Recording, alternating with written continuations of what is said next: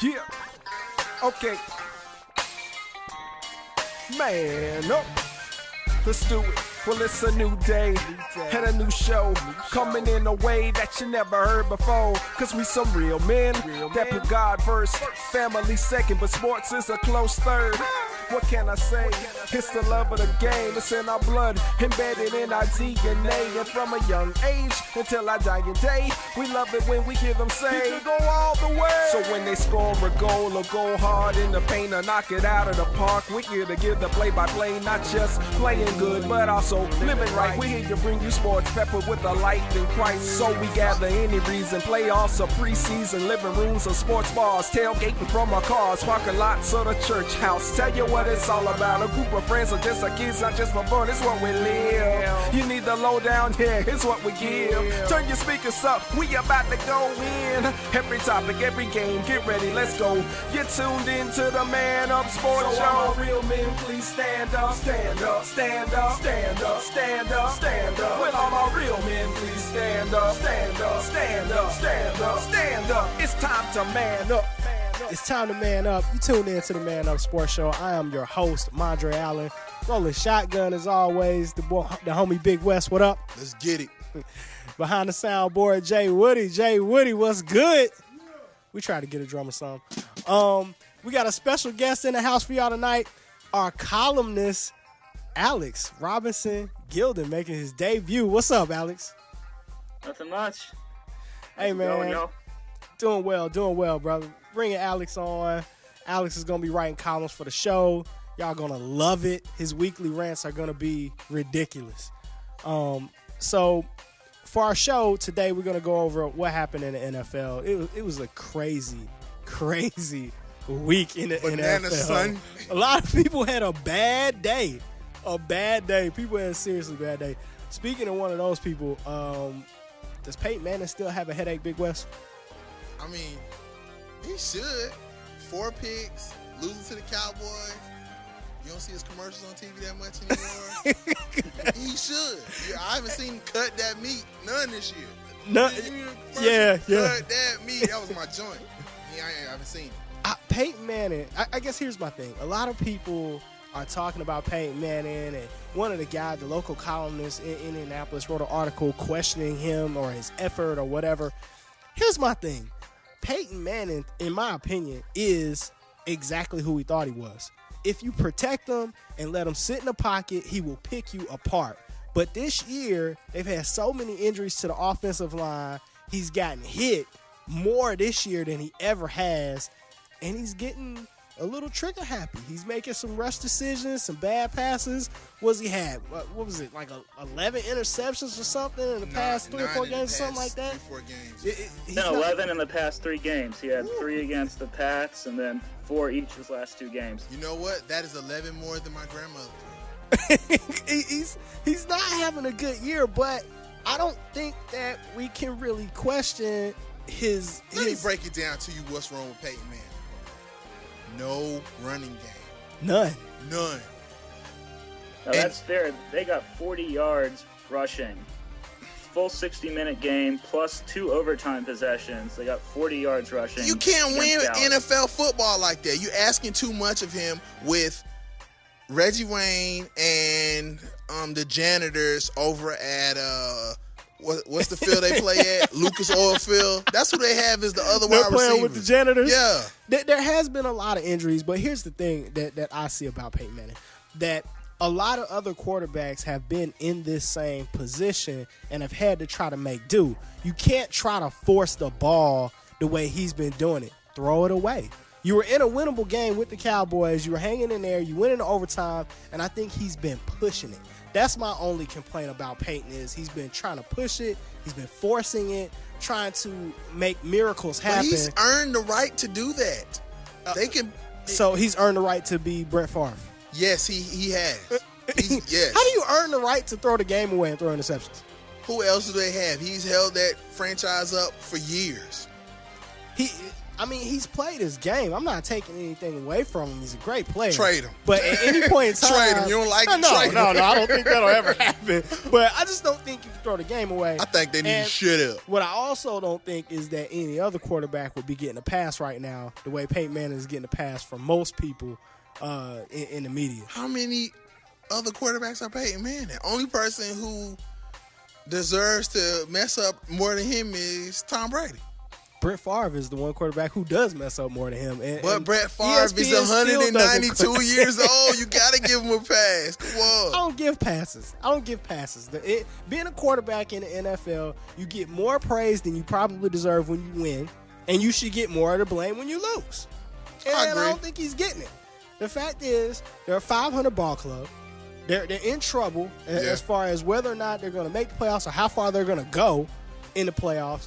And that should rest on his shoulders. I'm not calling him a bad quarterback.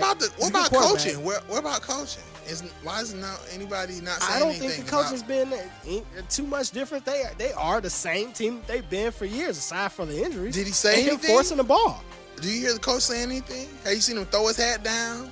Does anybody know who Jim Caldwell is? Even? Yeah, that's why I didn't know his name. Thank you. Thank you for refreshing my memory on who his name was. I thought Alex, no, I think his last job he was the manager of Target. no, it was Pizza Hut. He gave me it's He Pizza managed Hut. Pizza Hut. 2 of them. Yeah, nobody knows who that guy is. But I mean, they've won with them. Man, he wasn't doing that, man. He just sitting up there with a nice little NFL windbreaker on and piece of rolled up paper like it had plays on it. It ain't have And plays. just watch Peyton Manning. It do wasn't a his play. thing. It was that little Sunday thing they sent out with coupons to your house. It wasn't plays on there. When no play. No. Hey, I'm just seeing it like this, man. Peyton, you can't force the ball into something that's not there. Throw the ball away. Give your defense a chance to Cut do that something. meat. Cut that meat. Dwight Freeney can't rush the passer if you're gonna keep throwing pick sixes all the time. You getting them in bad defensive, getting them in bad field position. No defense can operate that way. He's not giving the defense, in my opinion, a chance to step up. Alex, what are you seeing with the Colts right now? Well, I think they really have a lot of problems helping by pressing. He threw a lot of really bad passes against Dallas. He threw the game-losing interception against the Patriots when they had a chance to steal Pick that six. game.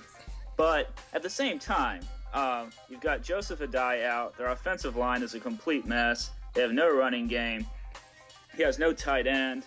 He only has one really reliable receiver, though Pierre Garçon actually had a pretty good game against Dallas. It's just not the same team that's been peeling off 12-win seasons year after year at this point. I still think he's a top 3 quarterback in the league. Most definitely. But he is pressing. And when he wasn't throwing INTs against Dallas, he still tore them apart. I mean, What did he throw for? What, he was 356? sorry? Did he throw for? Well, how many yards he threw for? 3 something? Yeah, it was well over 300 yards, 360-something yards. Yeah. And he was largely responsible for them having a deficit to begin with, but at the same time, he also almost got them all the way back as well. So I mean, it's tough to blame Peyton for this year. I think he gets too much of a pass, actually, more for his postseason foibles than he Yeah, I'm should, with you. but- Yeah, I don't think he steps up in postseason, but I give him a pass, man. He's not even used to playing on the team this bad. You wouldn't be pressing? I mean, I guess here's my thing, that when all else fails, you just got to play football. I mean, you got to see what you got. I mean, I kind of put the blame on Peyton Manning. I also put the blame on the offensive coordinator. I mean, he's passing, what Alex, make like 50 times a game or something like that? You can't win Peyton Manning NFL is the football games offensive that way. I was just going to say, really. there is no offensive coordinator. He gets up to the line, a jumbo jet, Reese's Pieces right, Pizza Hut, 39, 60. The play is changed 50 times before he hikes the ball. The offensive coordinator has nothing to do with Did that. you say jumbo jet? Yeah, Reese's Pieces? Yeah. I'm done. And He does. next, wrap it up, B. Okay, listen, he's killing me. Listen, it's something else that's hilarious to me that's going on in the NFL right now. A lot of people are saying that the Atlanta Falcons are the best team in the NFL. Wes, Please sound off. I'm gonna sound off, and you're gonna be very surprised. It's not far from the truth. The only team I see You better. mean not far, like a million miles away, or not far? Like No, like your mom and them house next door. next door. Yeah. Are you kidding me? Name a team in NFC that is better. The Saints. I think the Saints are better now. I think the Saints had some issues earlier in the year, and they're getting Reggie Bush back, getting him reacclimated. Drew Brees is beginning to look like the Drew They're Brees that we beginning knew to him look. to be. I think they're a better The football Falcons team. lost opening day in overtime to one of the top 5 teams in the NFL, and they lost to the Eagles in Philly. Who else they lost to? Nobody. The Falcons are real. They're not better than the Patriots, but they're real. They're the best team. Now, if New Orleans comes in Atlanta and beats the Falcons, I'll give you that. But until that happens, I'm not giving it to you. Alex, please redeem this conversation. Please tell him. I have to say, I side with Kendall on this. Oh. Actually, the Falcons are a really, really good team in a lot of different ways. Fundamentally, they can run the ball and they can stop the run. And man, even when they don't do that, 150 like they grand. didn't do against Tampa on Sunday, they still managed to win the game. They've got a good quarter, good line, great receivers. They got Michael Turner. They've got Anthony Gonzalez. They've got guys like Eric Weems, who's come out of nowhere. Who the heck was he? But he's had 2 huge kickoff returns the last 2 games. He's really the reason they won those last 2 games. They just beat Green Bay and Tampa, 2 teams that desperately needed wins. And don't forget about the that big, was really the impressive. big More win impressive than against the anything Saints Ravens. have done. Yeah, the big win against the Ravens. No, you know you didn't think they was gonna win that. No, never thought they In were your gonna win. face. But here's my thing. I'm not saying that they're a bad team, but the best team in the NFL In the NFC, you know what? they best team in the NFC. I'll give them that. I'll give them that. The best team in the NFC in a watered down NFC right now. Oh, now you hate I'll the give them NFC. that in the best team in the NFC. But to me, they are the equivalent of the Denver Nuggets, a very dangerous team who looks good on paper, who plays good in the regular season, has not proven anything in the playoffs. You can't tell me that you are more intimidated by the Atlanta Falcons in the playoffs than you are by the Pittsburgh Steelers or the New England Patriots or even the Baltimore Ravens. The only difference between the Falcons and the Patriots right now is one person. Brady. That's the only way I give the Patriots an edge over the Falcons.